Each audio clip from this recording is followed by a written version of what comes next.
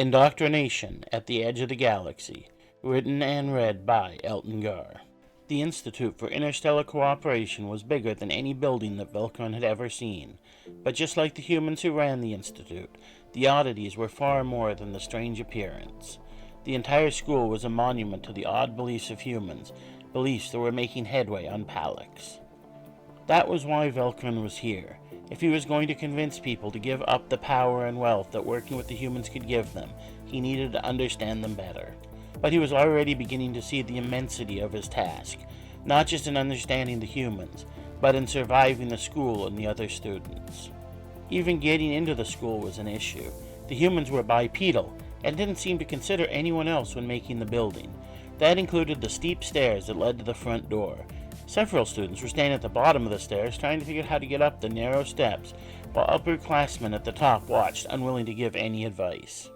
Velkron watched them for several minutes as one of them made it up a couple of steps and then tripped over a steep, narrow stair and fell back. He suspected they were from the prairies, places where you could spend your entire life never having to climb up anything overly steep. Velkron, however, was from the mountains. Not as deep in the mountains as the IIC, which had picked this area because it was only inhabited by a few nomadic tribes.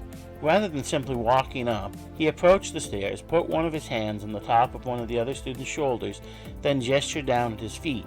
He lifted two of his four legs to the side. It was awkward to walk that way, but with a firm grip on the rail, he could put his frontmost leg up on a step, then turn so that the next of his four legs reached the next. Then, turning with each step, he moved upwards almost smoothly, though the narrow steps meant that he was never able to gain balance. An upperclassman grumbled something in turn, but before he walked off, the other students began to try. Spinning their way up wasn't as easy as it looked, and for a moment the others seemed to have some hope that their show would continue, but not for long. It took most of an hour for the rest of the students to arrive, and, with some help, make it to the top of the stairs.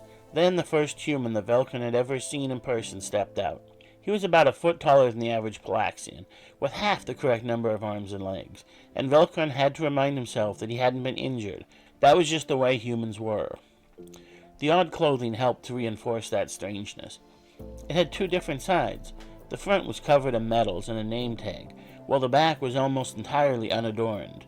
But then, unlike Palaxians, humans could only see in one direction. They had to turn their entire body to change direction. The human stood stiffly at the front of the small crowd and said, "I am Commander Lucius Bane. You may call me Commander, Colonel, or Commander Bane.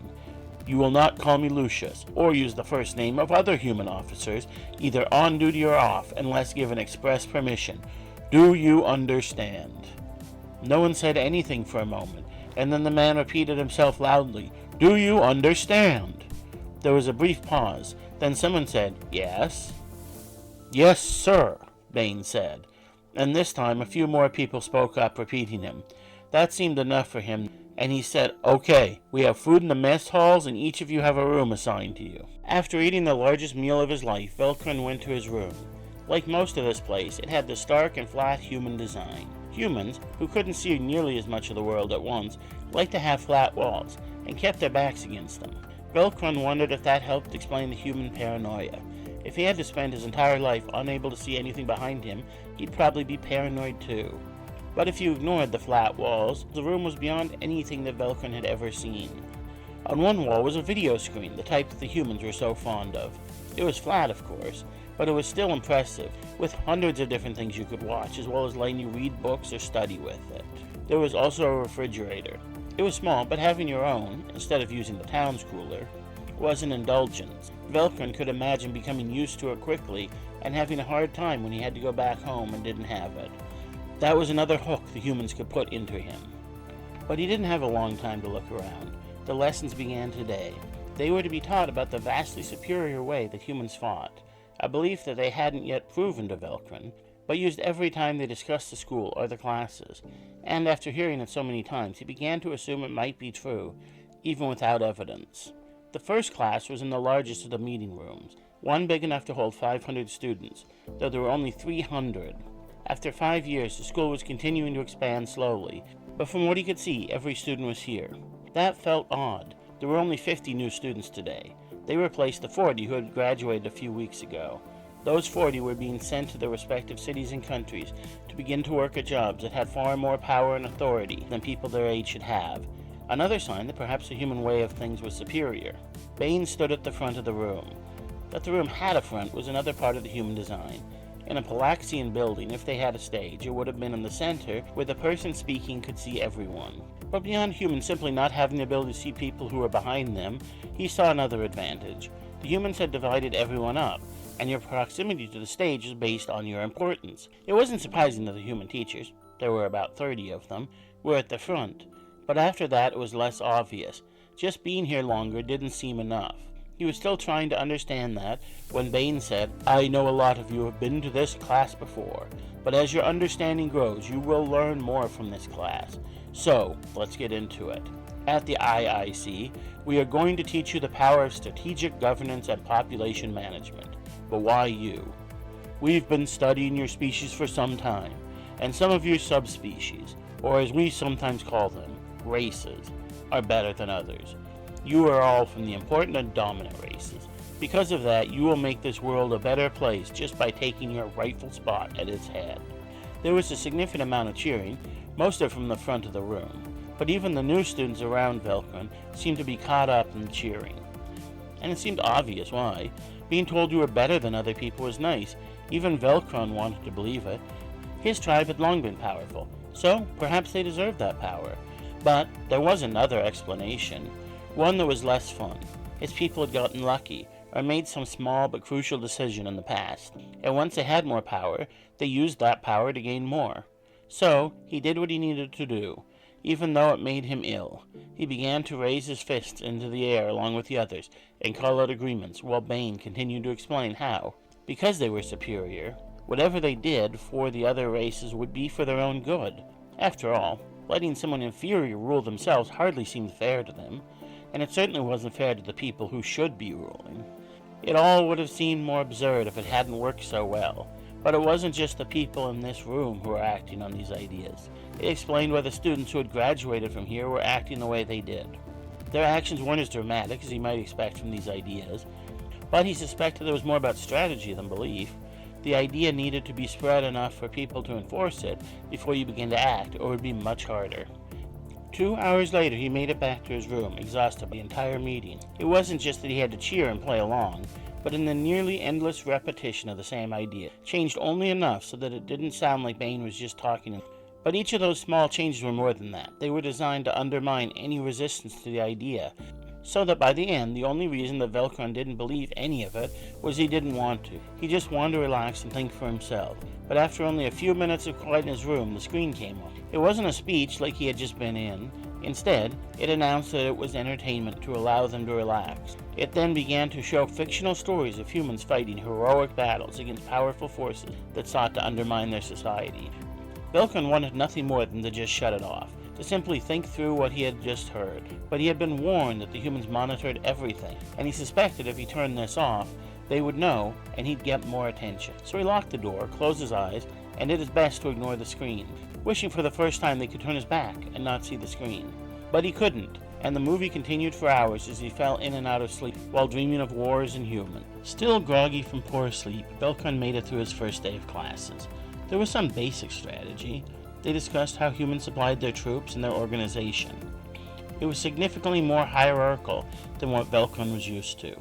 Phylaxian armies had commanders, of course, but outside of that, most people were free to do anything they wanted, as long as they followed basic orders. The humans made good points about their organization, but Velkron thought it was more about reinforcing the idea that some people were better than others, as well as giving them more control. Velkron could barely keep his eyes open. He was led into the small room with 5 other students and Commander Bane. Bane also carried the first human weapon that Velkron had ever seen. It was small enough to fit in his hand and hung on his belt. He met each of their eyes for too long, and then locked the door. Velkron felt the discomfort, not only from himself, but from the others. Then Bane said, "There's a lot to learn at this place, but some lessons are harder than others. Your first lesson in this place is going to be threat assessment and neutralization of threats." It took a moment for Velkron to understand what the teacher was explaining, how there were people who were going to work against society, and, as hard as the decision was, sometimes the good of society had to be put above your own good. or that of someone else. Then Bane took the weapon from his belt and set it on the table. Bane then opened a second door, and a bound and gagged Flaxian that Velkron had never seen moved slowly into the room. His legs were chained together, so he shuffled slowly, and his eyes caught Velkron's just enough that he saw the fear in them before he looked away. "Who is this person?" Velkron asked.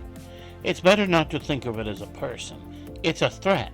We've been teaching you all day what to do with threats.